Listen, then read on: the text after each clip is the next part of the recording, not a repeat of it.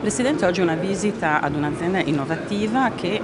punterà alla sostenibilità per l'ambiente e per l'agricoltura. Intanto si tratta di una start-up estremamente significativa per il nostro territorio, va nella direzione giusta anche delle linee di finanziamento che abbiamo in qualche modo individuato in prospettiva come le più importanti, e cioè un investimento sulla ricerca, sullo sviluppo, sull'innovazione tecnologica e soprattutto sulla possibilità di trasferire questa innovazione tecnologica in un'attività di impresa che dà servizi, in particolare in un settore per noi molto importante, delicato e anche strategico come quello dell'agricoltura, la possibilità di intervenire con metodi non chimici ma naturali, e quindi sulla filiera cosiddetta biologica,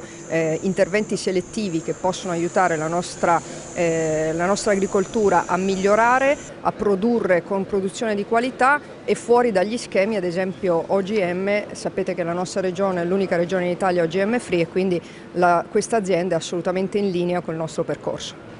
E come potrà aiutare una regione, un'istituzione, una startup del genere? Intanto noi abbiamo sicuramente guardato lontano quando abbiamo fatto i rilanci imprese, quindi anche la programmazione europea va nella direzione giusta. C'è un importante investimento nel piano di sviluppo rurale proprio sulla filiera del biologico, c'è un importante investimento nel settore delle attività produttive, sull'innovazione, lo sviluppo e la ricerca, e vorremmo che proprio aziende come questa, che sono così importanti anche nel campo della brevettazione, potessero accedere a questo tipo di finanziamenti. Le impostazioni, sì, vedi che...